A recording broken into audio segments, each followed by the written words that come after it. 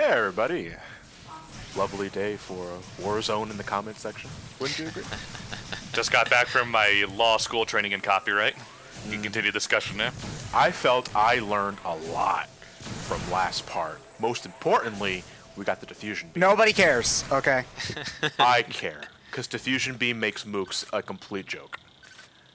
And also Adam does not care about diffusion beam at all. Do you know what also made mooks a complete joke? The plasma beam, but we're not getting that, are we? No. Well, there. But you know what? Adam, totally makes up for that bit of uncharacteristic coolness by not letting you use the frickin' shoots through glass beam until you've circled around. Well, you just kind of find like a little ball on the ground. It's one of the rare items you pick up in this game. Because there's very few new power-ups in Other M, obviously, but... We're on a holodeck. God. Why can't I make sexy women spawn? Whoa, a glitch in the Matrix. Clearly, I must kiss it for good luck. Is this like a warp to another dimension or something? We gotta go deeper into this rabbit hole. Also, how dumb are the animals in this space station where they walk up to a tree and feel that it's cold and metallic, and they are not able to tell the difference? The difference between what? The tree and it not being a normal tree? They were raised here. Maybe that's all they know. Instincts, John? Jeez. I don't think we don't have instinct tells you what wood feels like. Does Rhoda just come up out of nowhere and go, "It's not made of wood"? I mean, instinct is stupid. No joke. Go away. Instinct leads frogs to hump corpses on the road. Just to get into some really weird nature stuff there. It's been known to happen. Okay. So anyway, to very rarely talk about the game for a moment. Now, people have criticized Metroid Other M for being linear, and it is. I'm going to make an argument here that I'm sure plenty of people are not going to agree with, but I've never really felt... I'm already firing up the comment section. I've never really felt that Metroid was not non-linear, just open-ended. And give me a second. Explorative. Give me a second to explain the difference, because in a sequence breaks aside, and you acknowledge that there's supposed to be a sequence if you call it sequence breaking. Haha, got you. So sequence breaks aside, even in stuff like Super Metroid, you're expected to get one item, to get the next item, to get the next item. There's very few instances in Metroid where you can get items in whatever order you want, unless if you do some sort of sequence breaking trick. So it's not really non-linear, it's just that the line zigzags across the map. And I'm not saying that's necessarily a bad thing. That's what makes Metroid a lot of fun. What makes the linearity in Other M more frustrating than it is in, say, Metroid Fusion isn't that you're just going in a straight line. It's that it's a literal straight line. There are corridors and hallways, and you head forward the entire time, and there's very few instances where there's a room you can explore, and you go here, okay, that's a dead end, I'm going to go back, I'm going to go this way, okay, that leads to a power-up, I go back. Because that was actually something in Samus Returns as well, where that game is technically linear, and you go from zone to zone to zone, but each area is a place that you can explore at your own leisure. Several Metroids can be defeated in any order you want.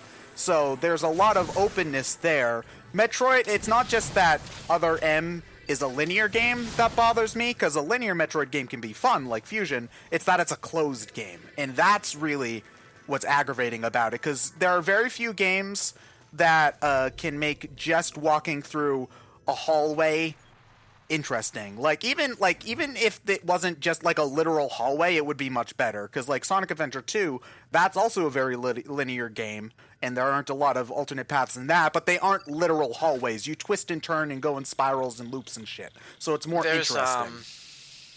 There is another side to that, though. It's also how your moveset works with the linearity. Okay, the big example most recently in Samus Returns is the Spider Ball, which basically makes the entire game feel really open and explorative, because every room is potentially a room that you can climb all around and see what's what.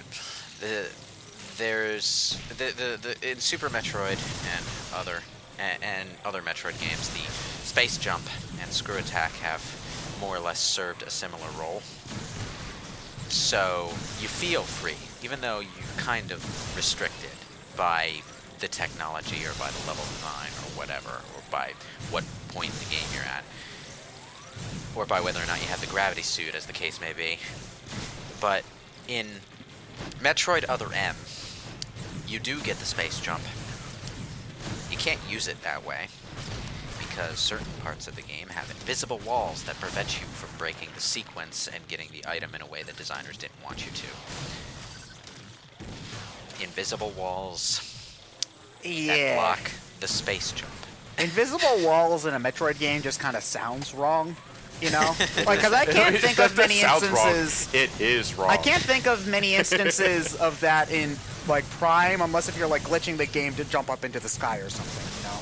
With, like, a cheat code or whatever. Well, the other thing about Prime is that the space jump was kind of really got limited in Prime. Well, so you didn't really have a chance to see if there were invisible walls. Well, not just the space jump, it's just Prime feels very organic, is the thing. And even though this is an artificial environment, you can make it feel organic, like a real place, you know? Like, this doesn't feel like... You said it earlier that this feels like a video game, and it does, where these feel like levels as opposed to this is an environment, this is a space station to explore, you know? Yeah.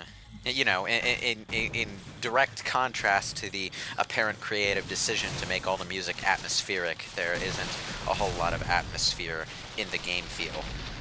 Honestly, there's very little in this game that's truly immersive at all. Like you can mostly because you're fiddling with the controls all the time. And you know, I think that's why the music design choice is such an eyebrow raiser. At the end of the day, is that it doesn't seem to match the rest of the experience. Well, I also think that it doesn't feel immersive because they tell you straight up that it's all simulated. Well, which takes you out of it. Well, I mean, that could work. I'm more talking about like when you're like you can sort of get into the zone in combat instances, which would happen more often if the controls didn't have the little issues that we were talking about. But when you're just walking around and exploring, there's very little to suck you in. Like even if it was a simulated environment in story, like if it was the same exact lore or whatever, you could still get like lost in that environment. Metaphorically speaking, it's a linear game. Well, yeah. There's also I'm gonna defend the simulated thing because they don't do it much, but there was a nice idea there where you could turn on and off the simulation and use it to navigate the environment, like turning on the hologram in that last room. Revealed a place where the wall was broken and the hologram was glitching up so that you could find a wall that you could bomb more easily than you would have found it otherwise. That's a clever idea. I wish they had used it more. But rather than saying, hey, it's all simulated, they just have most of the environments be the standard fire level or jungle level or whatever. And the fact that there is a hologram system in place is underutilized. Now, my question is, why Samus is this disgusting creature and whatnot? Yeah, I was about to bring up. She clearly is not pleased by how this creature is going on, and she's made no qualms just killing the wildlife, you know, loose and goose, like the entire time. Why just take 2 seconds, put your gun at it, and kill it if it's disturbing you so much? Like, because I get why, because it's acting like a vulture at that point. Like, it's letting Samus kill the big thing so that he can eat the honey or whatever it is. But... you know, the question of why not kill it is kind of a meta question because we know that it's Ridley. She doesn't. It's a little disgusting. Sharp-toothed rabbit monster to her, and you know it's Samus Aran. And while we, the player, might be Trevor from Grand Theft Auto in reality, Samus is Samus, and I don't really see Samus as someone who kills random wildlife for the fuck of it. No, but she's shown compassion before, like with saving the baby Metroid, for example. Like she saw something. But she actively said the creature disgusts her. Yeah, but disgust is not automatically an I want to kill it switch. I am disgusted by insects that I find in my room. I still take the time to find a napkin, pick them up, and drop them out the window or something. I'm just saying she's made no qualms about just killing quote-unquote innocent life. Innocent life? These things are trying to kill her. Well, it's not trying to kill her. It's taking advantage. You see, it's one of those... It's not intent. They're hostile because she's You're an invading their alien life space. form. Yeah, you see, this is what's frustrating about Other M to me is that this is like missed potential of the game, and to try to draw a parallel. Other M. Yeah, Other M. To try to, they could have easily, like I'm seeing it right now. I don't know if they're trying to pull the same parallel, but they could have done a twisted kind of version of the relationship between Samus and the baby Metroid with baby Ridley here, and they clearly dropped the ball because he disappears like after this point, or if I remember correctly. Or she says it's disgusting to her, like, maybe have the cute little chicken leg furry thing try to befriend Samus. Yeah, like, but Like it's but, like it's really playing her because it's in a cute little form. yeah, So it needs protection from the big life. yeah, it's trying to take advantage of Samus, like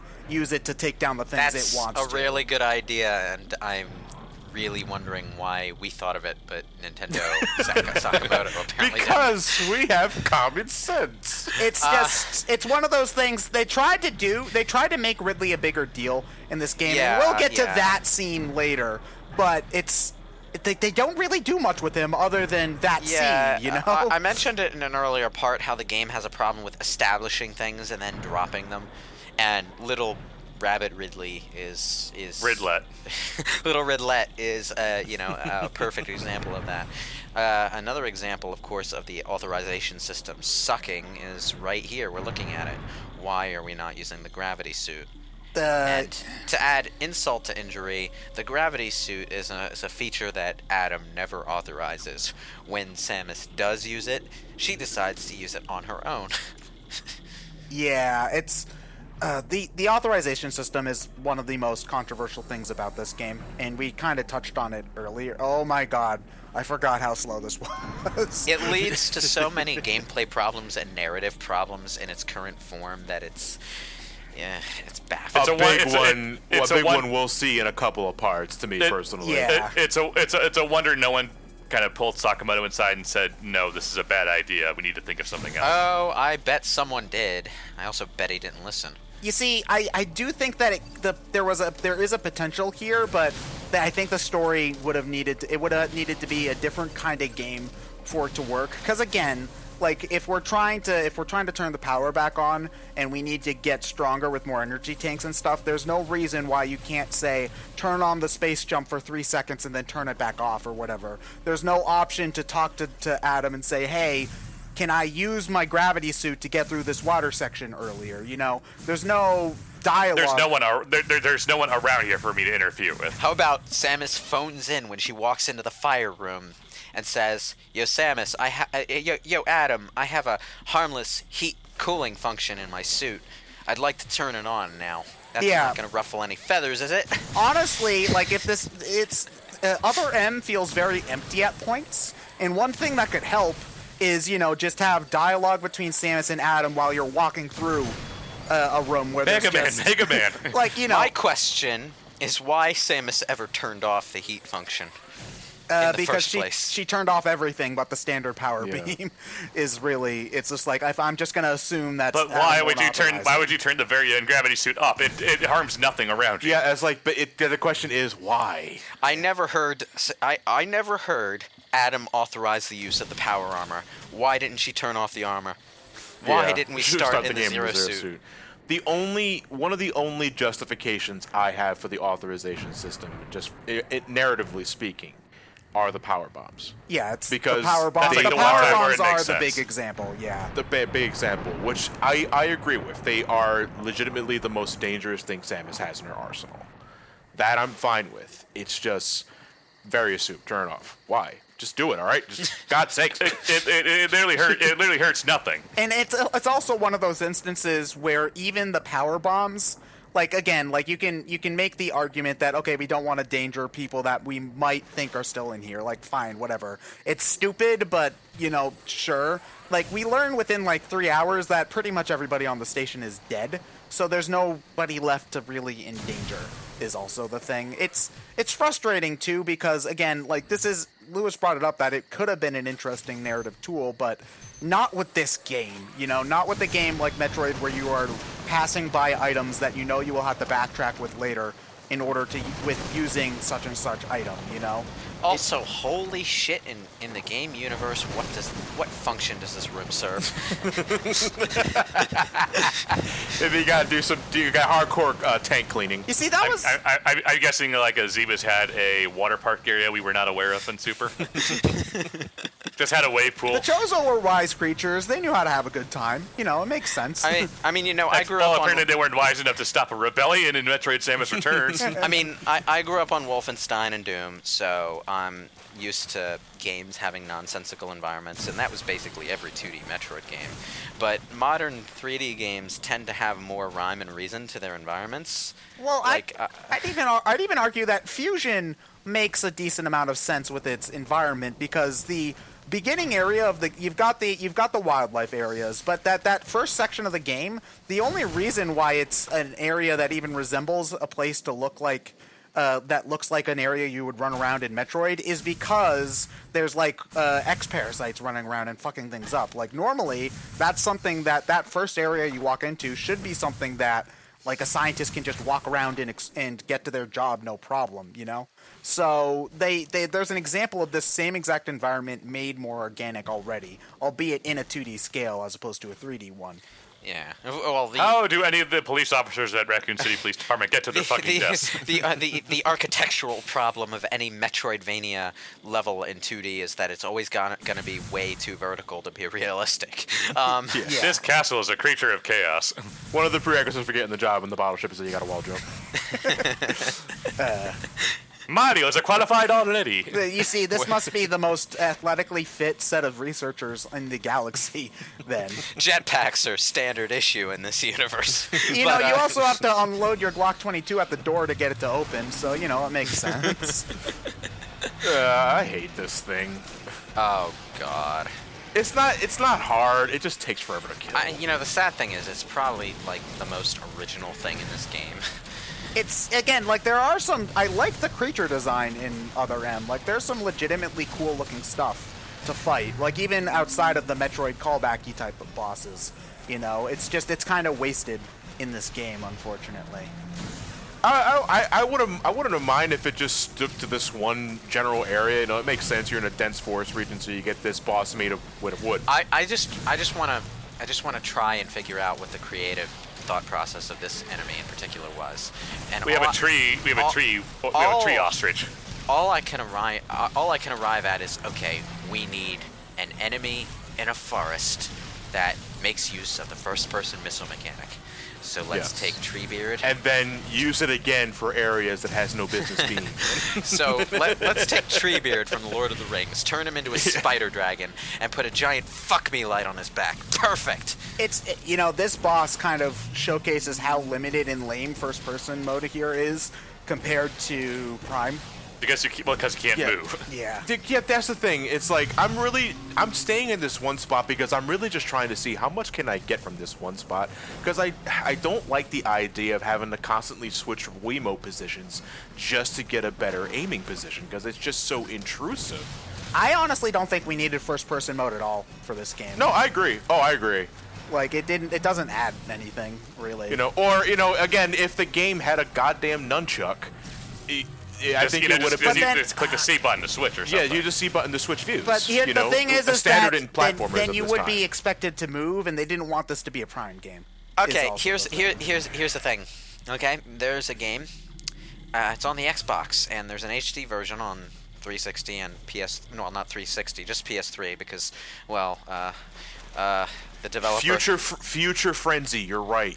No. The Metroid developers needed more party games. The developers had a falling out with Microsoft. Maybe you've heard of the series. It's called Oddworld, and there's a game in this series called Stranger's Wrath.